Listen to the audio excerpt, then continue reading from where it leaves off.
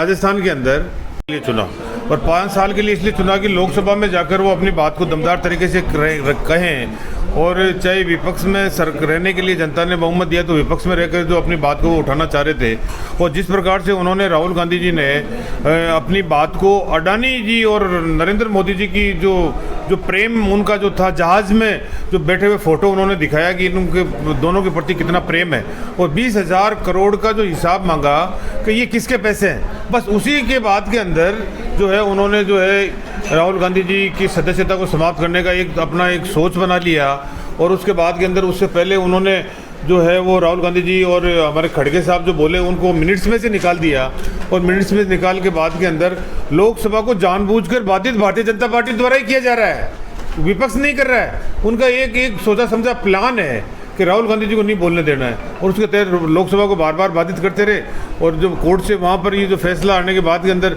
24 घंटे के अंदर ही स्पीकर साहब ने इसको सदस्यता को समाप्त कर दिया। इतनी कहाँ जल्दी आ गई, 160 पेज का फैसला और वो भी गुजराती भाषा में और वो भी राजस्थान के हमारे जीते हुए कोटा से सांसद स्पीकर ओम बिरला जी द्वारा। बहुत तगड़ी उनको गुजराती आती है तो उन्होंने तो उसका समाधि कर लिया और अपनी सदस्यता ही समाप्त कर दी राहुल गांधी जी। उन्होंने सोचा कि राहुल गांधी जी की सदस्यता समाप्त करते हैं बहुत बड़ा कुछ हासिल कर लेंगे, लेकिन उल्टी पड़ेगी ये उनके पड़ गई है, उनकी उल्टी पड़ गई है। इंदिरा गांधी जी वाला जमाना लोग याद करने लगे हैं, इंदिरा गांधी जी के साथ में उन्होंने सदस्यता समाप्त की थी। इंदिरा गांधी भारी बहुमत के साथ में आएगी, वही स्थिति अब होगी, राजस्थान में भी होगी, 24 में देश में भी होगी। सर केंद्रीय विधि न्यायपालिका पर यहाँ के MP हो या चाहे भारतीय जनता पार्टी, इनको अधिकार ही नहीं है। जब इनकी सरकार थी यहाँ पर राजस्थान के अंदर, क्या भगवान साइकिलें हमने बांटी थी?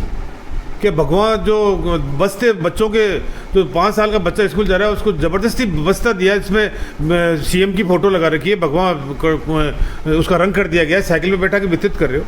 अरे बस्ते तो हमने भी बांटे, किताबें तो हमने भी बांटी, साइकिलें तो हमने भी वितरित की है, लेकिन जो कंपनी आती है वो कंपनी दी है हमने। ये तुष्टिकरण तो ये कर रहे हैं। ये किस प्रकार के स्कूलों का नाम किया, किस प्रकार का बात कर रहे हैं, किस प्रकार का पाठ्यक्रम के साथ में छेड़छाड़ करी है इन्होंने, कांग्रेस ने कभी नहीं करी। काहे का आरोप लगा रहे हैं, मैं उस आरोप को खारिज करता हूँ। सिरोही के अंदर जितने काम हुए हैं, जितनी स्कूलें कॉलेज जितने यहाँ के स्थानीय विधायक ने किए हैं और या हमारे जो पिंडवाड़ा और रेवदर के अंदर भी वहाँ के जो हमारे नेता हैं उन्होंने जो CM साहब से मांग करी तो वहाँ पर भी कॉलेज खुले। कौन सा कॉलेज नहीं खुला सिरोही में? सेम लोढ़ा ने जो चीज़ मांग करी है मुख्यमंत्री जी से वो यहाँ पर खोल दी। ऐसा शिक्षा का हब नहीं मिल सकता राजस्थान के 33 जिलों के अंदर। जहाँ तक मेरा मानना है कि सिरोही जिला ऐसा है जहाँ पर मेडिकल कॉलेज ऐसे आ गया, संस्कृत कॉलेज ऐसे आ गया, आयुर्वेद कॉलेज ऐसे आ गया, लॉ कॉलेज ऐसे आ गया। मैं गया था लॉ कॉलेज देखने के लिए, यहाँ पर मुझसे मांग करी थी कि LLM होना चाहिए। विधायक जी की भी मंशा थी, मेरी भी थी, मैंने भी CM साहब से रिक्वेस्ट किया, LLM खोल दिया यहाँ पर। ये कम है क्या बात? BJP के पास में खाली लोगों को बेवकूफ़ बनाने के अलावा कुछ नहीं है। चुनाव आगे इसलिए हथकंडे अपनाकर जो आरोप लगा रहे हैं उन आरोपों में दम नहीं है, यहाँ पर भी दम नहीं है, पूरे प्रदेश में भी नहीं है। इनके सारे बिखरे हुए नेता जो CM के दावेदार है वो एकजुट आकर अगर आंदोलन या किसी प्रकार आरोप लगाए तो भी नहीं है। अशोक गहलोत जी ने जो बजट के अंदर जो दिया है बहुत कुछ दिया है, अब कुछ बाकी रहा ही नहीं है यहाँ पर देने के लिए, जहाँ तक मैं मानता हूँ।